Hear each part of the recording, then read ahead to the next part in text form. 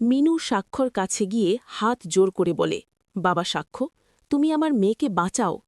হ্যাঁ বন্ধুরা, ভোলে বাবা পার করেগার সিরিয়ালের আগামী পর্বে এবার ঘটতে চলেছে এক লোমহর্ষক ঘটনা, যা গল্পের মোড় পুরোপুরি ঘুরিয়ে দেবে। আমরা এতদিন দেখেছি ভুল বোঝাবুঝির জেরে সাক্ষ্য আর ঝিল একে অপরের থেকে আলাদা হয়ে গেছে। সাক্ষরের বাবা আসল সত্যটা ঝিলের সামনে তুলে ধরলে ঝিল নিজের ভুল বুঝতে পারে ঠিকই, কিন্তু অনুশোচনায় সে এতটাই ভেঙে পড়ে যে নিজেকে ঘরবন্দি করে ফেলে।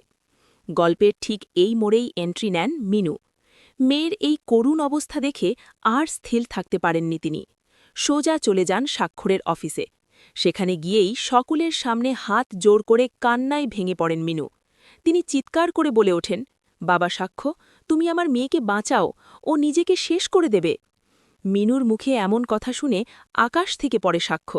সে তো জানত ঝিল তাকে ঘৃণা করে এবং অন্য কাউকে ভালোবাসে, কিন্তু মিনু যখন সাক্ষ্যকে জানায় যে ঝিল শুধুমাত্র তাকেই ভালোবাসে এবং চৈতিকে নিয়ে ভুল ধারণার কারণেই সে দূরে সরে গিয়েছিল, তখন সাক্ষরের পায়ের তলার মাটি সরে যায়। মিনু আরও বলেন, সত্যিটা জানার পর থেকে ঝিল খাওয়া দাওয়া ছেড়ে দিয়েছে।